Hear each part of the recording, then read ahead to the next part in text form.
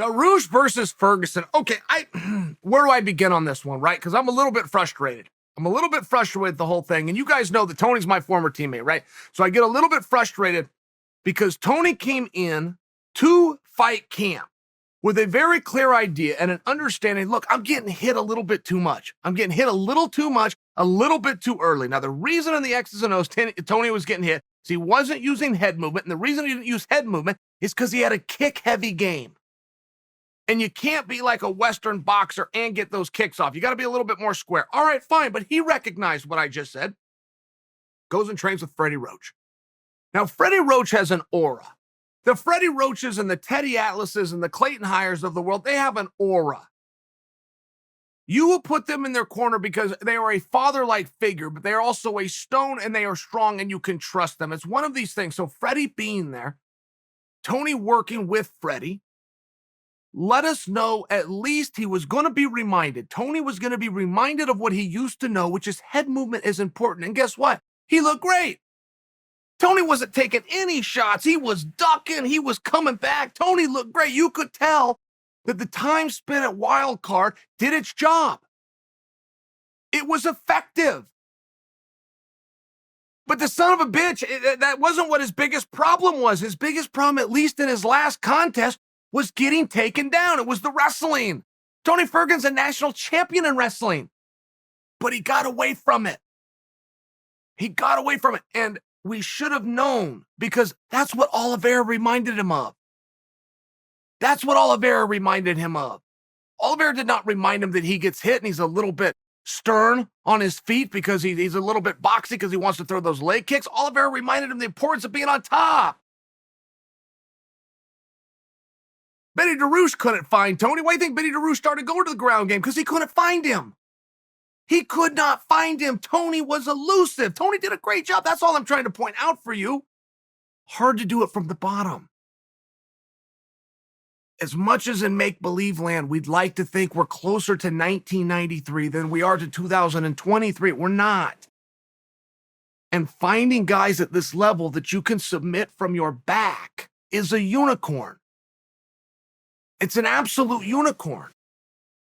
Submissions just don't happen in high-level MMA from your back.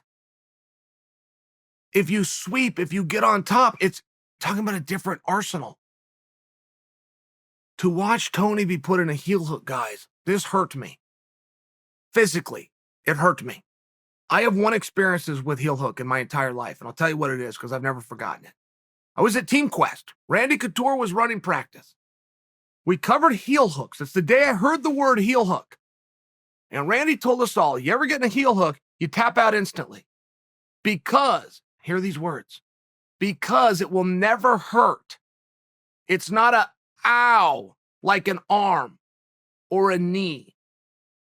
It will never hurt, and then your knee will be a bucket of bolts. That's a quote. I took that with me. I have never been hurt in a heel hook. I've only been put in a couple. Pretty good at defending them, in all fairness.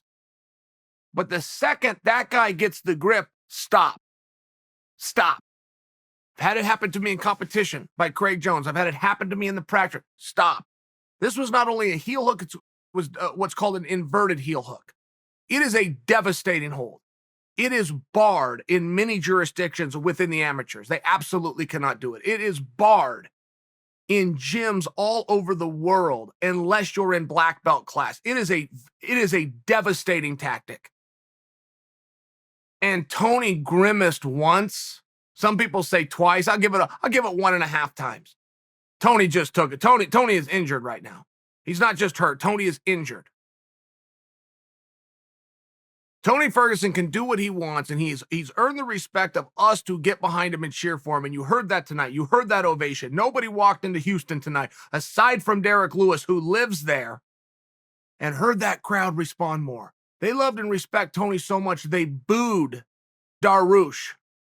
Dariush didn't do a goddamn thing wrong.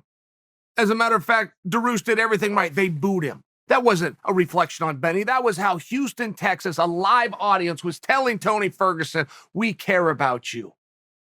And we want to thank you. So I say that because I would never call to put a nail in a guy's coffin, particularly a former teammate and a friend of mine. I would never do that. At some point, you have to have the real hard conversation with the man in the mirror. Why are we here? Why are we here? What is this about? Jacare, who everything I just said about Tony we could say about Jacare, had his arm snapped tonight. I don't know if having his arm snapped is worse for his career or the fact that until I saw the highlight that he had his arm snapped, I didn't know he fought tonight. I don't know which is worse. But to have a perennial and longest standing true number one contender who never got his opportunity, but Jacare, okay, that's who he is. He's the guy that never got his opportunity. He was the number one ranked. He was the people's pick. He had the mandate. He couldn't win over the media. He couldn't win over the media, so he couldn't get the opportunity, but he did everything right. I didn't know he was fighting tonight. Did you guys? I had no idea. I had the foggiest idea until I saw the highlight reel that he got his arm hurt. I went through the whole Jacare fought with. Oh, he fought right there. It's already over. It's one of those things, though, where if you're going this way on the card and now people don't even know that you're fighting, people who care that you're fighting, people who like to watch you fight. What are we doing here? Why are we here, guys? It's a real tough conversation.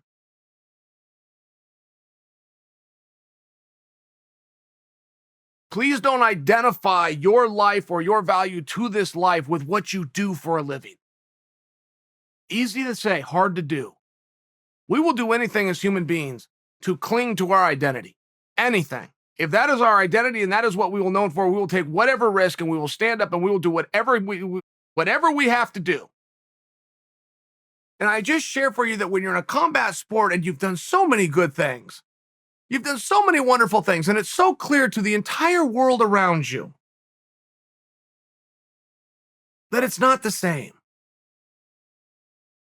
And there's no athlete that you can look at who had a spot, lost his spot, and then got it back. It doesn't work that way. If you're the number one guy and all of a sudden you're the number 7 guy, you're never getting your spot back. But there's not an athlete that you could point to and go, oh, yes, he did. Oh, look, he did. No. You've seen some number 1 guys who took a break and came back, and it turned out they were still the best. Gronkowski just did it, by example, with Tampa Bay. He was a great player. He took a break. He came back. It turns out he's still a great player. Won the Super Bowl. But it doesn't go the other way. The second string doesn't take a break, came back, and all of a sudden he's winning the Super Bowl. I only point that to you because when I tell you it's not going to happen in fighting, I'm going even further by telling you you can't find it anywhere. You cannot point to a sport. You cannot point to an event anywhere where somebody loses their spot and then regains it. So it is very clear for the 2 athletes I just mentioned. Tony, Jacare, no kicking a guy when he's down. Not at all what we're doing right now. It's just very clear that championships and championship runs, the title fights and main events are not in the cards. So it comes back to the simple question, why are we here? And athletes don't owe me an answer to that. When I pose that question, what I'm sharing for you guys introspectively is what they need to ask themselves. It's a hard life, that of a fighter. It looks glamorous because you see these guys on TV. It's a hard life. And you don't have very many friends. No reason you need them or people want to be your friend because you're not any fun. You're too tired to go out. You're too sore to go do something fun with. You're too locked down and in the gym to have conversations and social. It's just one of those things. It's hard work and sacrifice. And until you retire, can smell the roses, as they say. Youth is wasted on the young. It's a very true thing. And some of these guys can't retire because they see it as their identity. A lot of the great ones will make it their identity. It's how they got so involved and so committed in the first place, right? It's a double-edged sword. Which is it? Chael, tell a guy to be committed, tell a guy not to be so committed. I get it. But it's a spot, and it's something you're going to have to deal with sooner or later. so we can kick the can as a way of dealing with it later, but let's at least be mature and adult enough to know we're going to have to deal with it. That last walk is coming. That last punch is going to be thrown.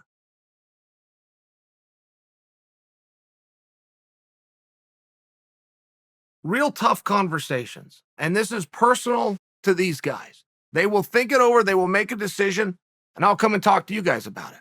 And we will support them. We'll support everybody forever, but we will support these guys who've done so much.